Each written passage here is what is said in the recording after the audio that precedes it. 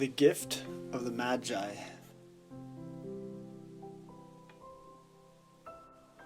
$1.87. That was all. And 60 cents of it was in pennies. Pennies saved 1 and 2 at a time by bulldozing the grocer and the vegetable man and the butcher until one's cheeks burned with the silent imputation of parsimony that such close dealing implied. 3 times Della counted it. $1.87.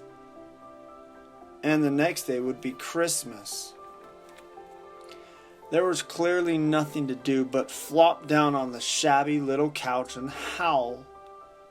So Della did, which instigates the moral reflection that life is made up of sobs, sniffles, and smiles, with sniffles predominating. While the mistress of the home is gradually subsiding from the first stage to the second, take a look at the home. A furnished flat at $8 per week.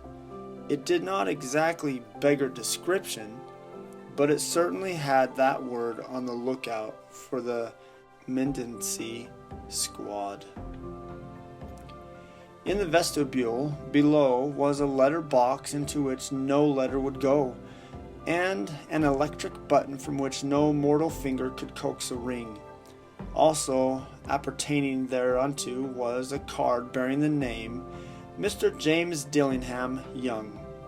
The Dillingham had been flung into the breeze during a former period of prosperity when its professor was being paid $30 per week. Now, when the income was shrunk to 20, though, they were thinking seriously of contracting to a modest and unassuming D. But whenever Mr. James Dillingham Young came home and reached his flat above, he was called Jim and greatly hugged by Mrs. James Dillingham Young, already introduced to you as Della, which is all very good. Della finished her cry and attended to her cheeks with her powder rag.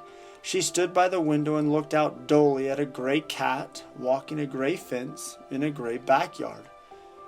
Tomorrow would be Christmas Day, and she had only $1.87 with which to buy Jim a present. She had been saving every penny she could for months, with this result. $20 a week doesn't go far. Expenses had been greater than she had calculated. They always are.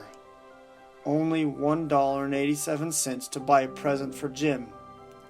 Her Jim. Many a happy hour she had spent planning for something nice for him, something fine and rare and sterling, something just a little near to being worthy of the honor of being owned by Jim. There was a pier glass between the window of the room. Perhaps you've seen a pier glass in an $8 flat.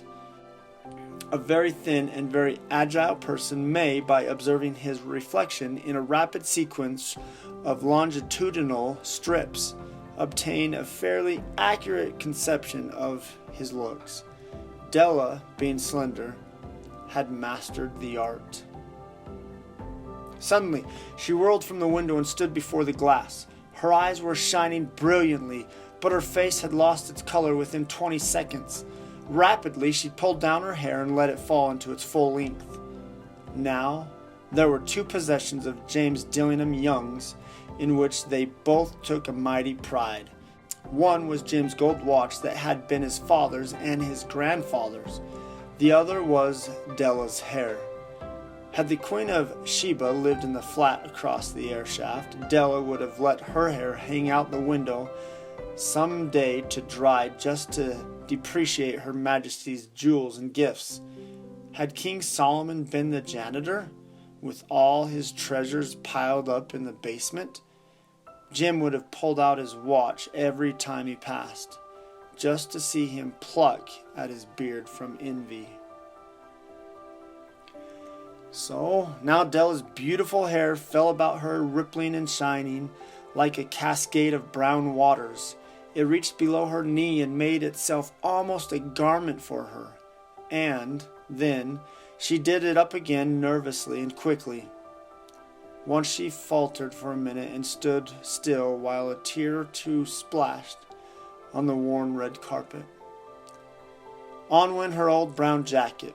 On went her old brown hat. With the whirl of skirts and with the brilliant sparkle still in her eyes, she fluttered out the door and down the stairs to the street. Where she stopped, the sign read, "Me, Sophrony, hair's good of all kinds." One flight up, Della ran and collected herself, panting. Madam, large, too white, chilly, hardly looked the Sophrony. "Will you buy my hair?" asked Della.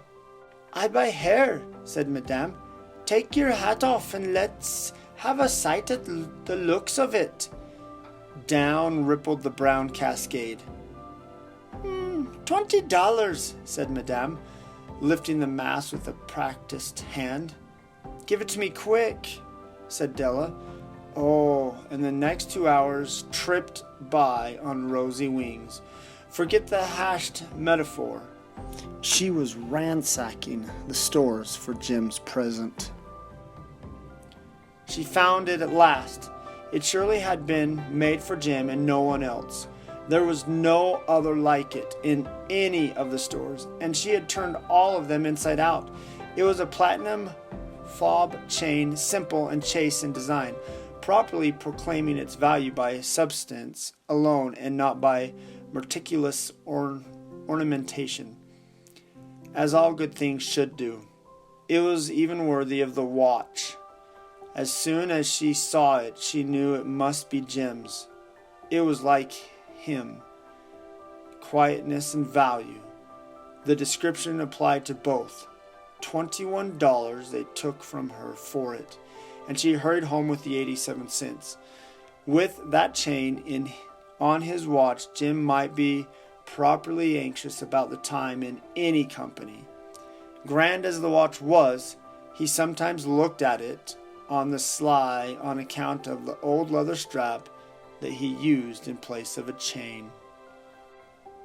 When Della reached home, her intoxication gave way a little to prudence and reason. She got out her curling irons and lighted the gas and went to work repairing the ravages made by generosity added to love, which is always a tremendous task, dear friends, a mammoth task. Within 40 minutes, her head was covered with tiny, close-lined curls that made her look wonderfully like a truant schoolboy. She looked at her reflection in the mirror long, carefully, and critically. "If Jim doesn't kill me," she said to herself, "before he takes a second look at me, he'll say I look like a Coney Island chorus girl. But what could I do? Oh, what could I do with $1.87? At 7 o'clock, the coffee was made and the frying pan was on the back of the stove, hot and ready to cook the chops. Jim was never late. Della doubled the fob chain in her hand and sat on the corner of the table near the door that he always entered. Then she heard his step on the stair, away down on the first flight, and she turned white for just a moment. She had a habit of saying a little silent prayer about the simplest everyday things, and now she whispered, "Please, God, make him think I'm still pretty." The door opened and Jim stepped in and closed it. He looked thin and very serious. Poor fellow. He was only 22, and to be burdened with a family? He needed a new overcoat and he was without gloves. Jim stopped inside the door, as immovable as a setter at the scent of quail. His eyes were fixed upon Della, and there was an impression in them that she could not read, and it terrified her. It was not anger, nor surprise, nor disapproval, nor horror, nor any of the sentiments that she had been prepared for. He simply stared at her fixedly with that particular expression on his face. Della wriggled off the table and went for him. "Jim, darling," she cried, Don't look at me that way. I had my hair cut off and sold because I couldn't have lived through Christmas without giving you a present. It'll grow out again. You won't mind, will you? I just had to do it. My hair grows awfully fast. Say Merry Christmas, Jim, and let's be happy. You don't know what a beautiful, nice gift I've got for you. You cut off your hair? Asked Jim, laboriously, as if he had not arrived at the patent fact yet, even after the hardest mental labor. Cut it off and sold it, said Della. Don't you like me just as well, anyhow? I'm me without my hair, ain't I? Jim looked about the room curiously. You say your hair is gone? He said with an air almost of idiocy. You needn't look for it, said Della. It's sold, I tell you. Sold and gone, too. It's Christmas Eve, boy. Be good to me, for it went for you. Maybe the hairs of my head were numbered. She went on with sudden serious sweetness. But nobody could ever count my love for you. Shall I put the chops on, Jim? Out of his trance, Jim seemed quickly to wake. He unfolded his Della. For 10 seconds, let us regard with discreet scrutiny some inconsequential object in the other direction. $8 a week or $1 million a year. What's the difference? A mathematician or a wit would give you the wrong answer. The Magi brought valuable gifts, but that was not among them. This dark assertion will be illuminated later on. Jim drew a package from his overcoat pocket and threw it on the table. Don't make any mistake, Dell, he said, about me. I don't think there is anything in the way of a haircut or a shave or a shampoo that could make me like my girl any less. But if you'll unwrap that package, you may see why you had me going a while at first. White fingers and nimble tore at the string and paper, and then an ecstatic scream of joy, and then, alas, a quick feminine change to hysterical tears and wails, necessitating the immediate employment of all the comfort powers of the lord of the flat. For there lay the combs, the set of combs, side and back, that Della had worshipped long in a Broadway window. Beautiful combs, pure turquoise shell with jeweled rims, just the shade to wear in the beautiful vanished air. They were expensive combs, she knew, and her heart had simply craved and yearned over them without the least hope of possession. And now, they were hers. But the tresses that should have adorned the coveted adornments were gone. But she hugged them to her bosom, and at length was able to look up with dim eyes and a smile and say, My hair grows so fast, Jim. And then Della leaped up like a little signed cat and cried, Oh, oh! Jim had not yet seen his beautiful present. She held it out to him eagerly upon her open palm. The dull, precious metal seemed to flash with the reflection of her bright and ardent spirit. Isn't it a dandy, Jim? I hunted all over town to find it. You'll have to look at the time 100 times a day now. Give me your watch. I want to see how it looks on it. Instead of obeying, Jim tumbled down on the couch and put his hands under the back of his head and smiled. Dell, he said, let's put our Christmas presents away and keep 'em a while. They're too nice to use just at present. I sold the watch to get the money to buy your combs. And now, suppose you put the chops on. The Magi, as you know, were wise men, wonderfully wise men, who brought gifts to the babe in the manger. They invented the art of giving Christmas presents. Being wise, Their gifts were no doubt wise ones, possibly bearing the privilege of exchange in case of duplication.